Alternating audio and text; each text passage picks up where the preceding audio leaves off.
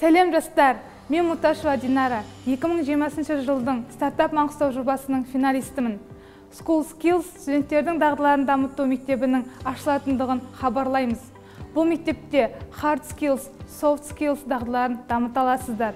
School Skills дағдылар мектебінің оқыту бағдарламасы төмендегідей: Business Skills, Social Project, Financial Management, Public Speaking.